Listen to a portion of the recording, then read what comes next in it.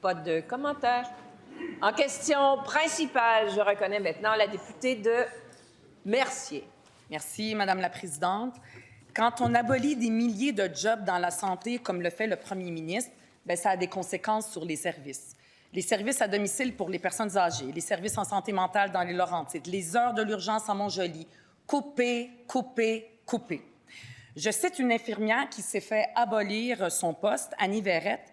Il est utopique de croire que les soins et services à la population ne seront pas affectés. Moi, ça me rappelle une citation aussi du ministre de la Santé qui dit à peu près la même chose. En éducation, maintenant, c'est la même chose. Les activités parascolaires, les sorties scolaires, certains services aux élèves en difficulté. Coupés, coupés, coupés. Il y a même une rumeur qui court comme quoi le 300 $ pour les projets particuliers dont le ministre de l'Éducation est très fier serait retiré aux parents dans certaines écoles. Madame la Présidente, le premier ministre essaie de nous faire croire qu'on peut couper dans les services sans couper dans les services. C'est vraiment pas sérieux. Est-ce qu'il pense qu'il y a quelqu'un au Québec qui le croit? La réponse du premier ministre. Oui, Madame la Présidente, le ministre des Finances va déposer son budget d'ici quelques mois. Ça va être très clair que pour l'année prochaine, on va continuer d'augmenter les budgets de la santé et de l'éducation.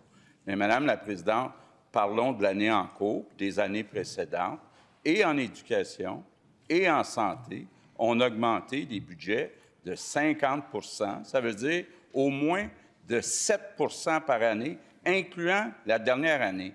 Maintenant, Madame la Présidente, si quelque part dans le réseau, quelqu'un décide d'augmenter son budget et ses dépenses de 8 %, est-ce que la chef du deuxième groupe d'opposition ne va pas être d'accord avec moi qu'on devrait les rappeler à l'ordre puis de dire non, cette année, le budget doit augmenter de 7 % parce qu'il faut s'occuper aussi d'autres priorités. Puis le portefeuille des Québécois n'est pas illimité comme le pense Québec solidaire. Donc, Madame la Présidente, ce qu'on dit au réseau, c'est respecter vos budgets, gérer bien l'argent des Québécois. Première complémentaire. Donc, les services à la population sont coupés, puis c'est pas la faute de la CAQ puis du gouvernement, c'est la faute des gestionnaires dans nos services publics. Savez-vous ce que les gens nous disent sur le terrain? Parce que nous, on les écoute. Ils nous disent qu'on est revenu aux années de Philippe Couillard. Comme le premier ministre, Philippe Couillard coupait dans les services, mais il se gardait bien de jamais dire qu'il coupait. Il utilisait toutes sortes de noms pour dire ça.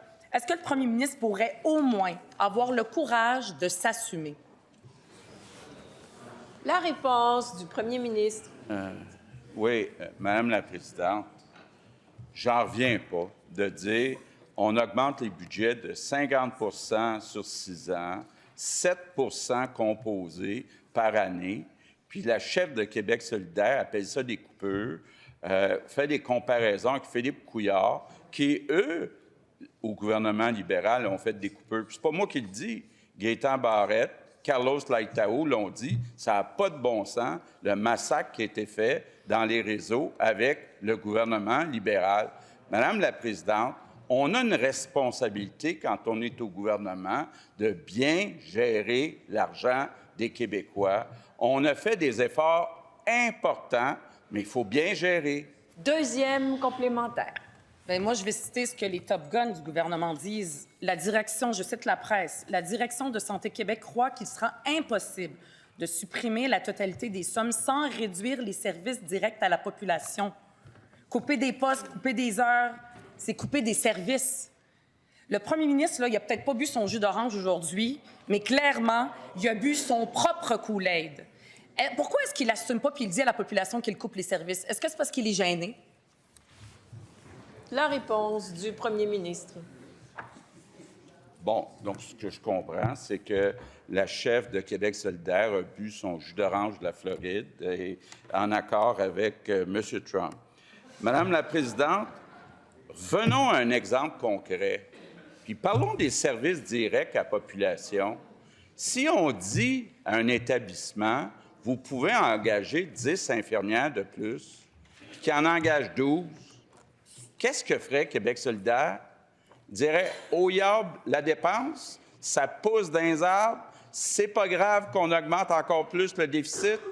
Madame la présidente, c'est pas ça, gérer le portefeuille des Québécois. Puis c'est ça que Québec solidaire comprend pas.